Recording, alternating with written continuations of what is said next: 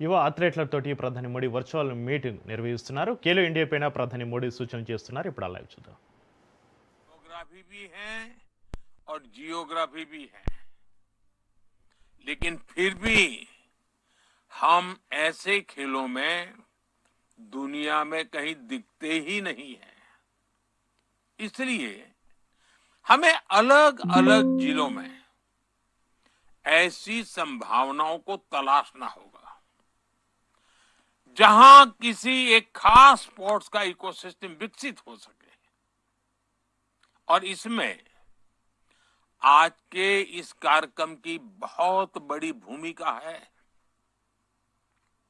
साथियों, जब हम 2036 ओलंपिक्स की तैयारी की बात करते हैं तो हमारा फोकस ये होना चाहिए कि हमें आज से ही वो खिलाड़ी तैयार करने हैं जो 2036 में अलग अलग स्पोर्ट्स के लिए क्वालिफाई और compete करेंगे।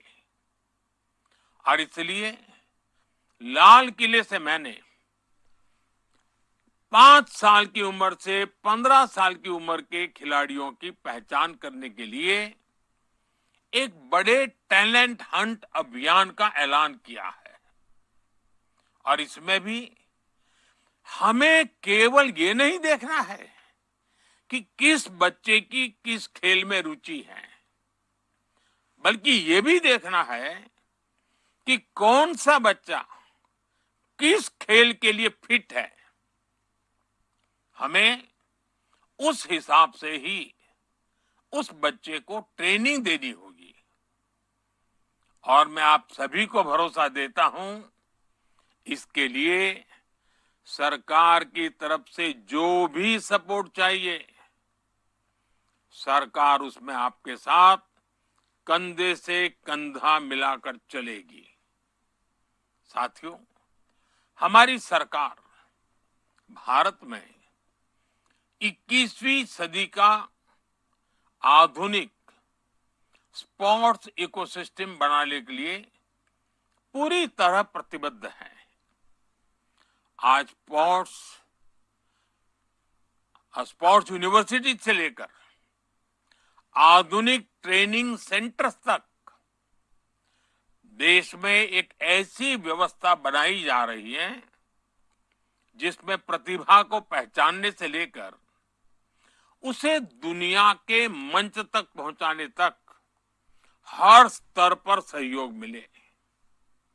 हम दुनिया के दूसरे देशों के साथ भी स्पोर्ट्स साइंस, ट्रेनिंग, कोचिंग और अनुभव साझा करने के लिए सहयोग बढ़ा रहे हैं। साथियों, स्पोर्ट्स को लेकर सरकार कितनी गंभीर है, ये आयोजन भी इसका उदाहरण है। खेलो इंडिया संवाद सिर्फ खेल की बात करने का कार्यक्रम नहीं है, एक ऐसे संवाद का मंच है जिसका एक एक विचार देश के स्पोर्ट्स विजन को एक नई दिशा दे सकता है। और इसके साथ जो युवा संवाद हो रहा है, वो कार्यक्रम आपके आइडियाज और एस्पिरेशंस को देश के सपनों से जोड़ने का बहुत बड़ा माध्यम है। इस कार्यक्रम में sports ecosystem, talent development, governance और विकसित भारत को लेकर युवा क्या सोचते हैं, उनके सुझाव क्या है, इन बातों को सुना जाएगा और पॉलिसी प्रोसेस में शामिल किया जाएगा।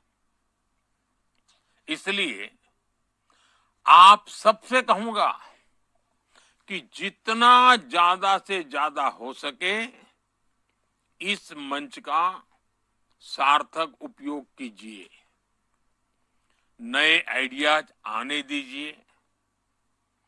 युवा शक्ति के ये नए आइडियाज ही विकसित भारत की सिद्धि की ताकत बनेंगे।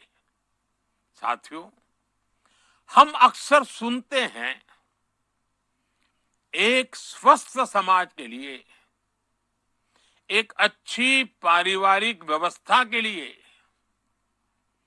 एक बेहतर कार्य संस्कृति के लिए स्पोर्ट्स पर्सन स्पिरिट बहुत जरूरी होती है।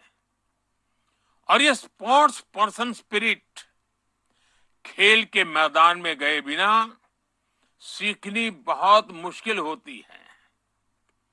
खेल हमें केवल चैंपियन बनना ही नहीं सिखाता, बल्कि खेल हमें एक बेहतर कंपटीटर बनाना भी सिखाता है। उठना, गिरना, गिरकर फिर से उठना, स्पोर्ट्स ये जज्बा हमारे भीतर लाता है। साथियों, खेलों से जीवन कैसे बदलता है, इसका एक बड़ा उदाहरण हमारे पैरा एथलीट्स हैं।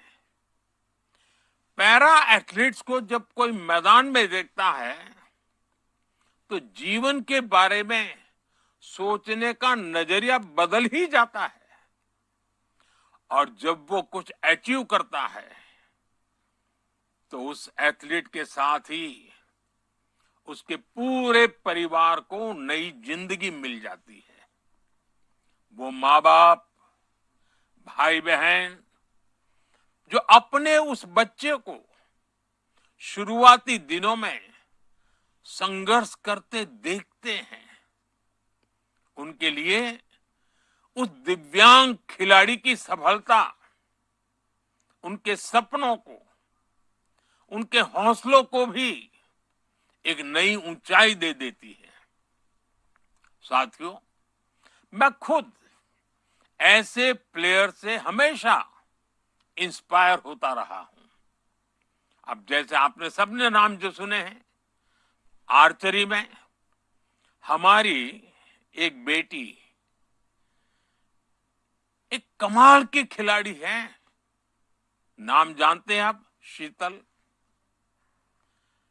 जब पैरालंपिक में उन्होंने मेडल जीता तो पूरा जम्मू कश्मीर, पूरा हिंदुस्तान गर्व से भर उठा। ऐसे ही हमारी एक और बेटी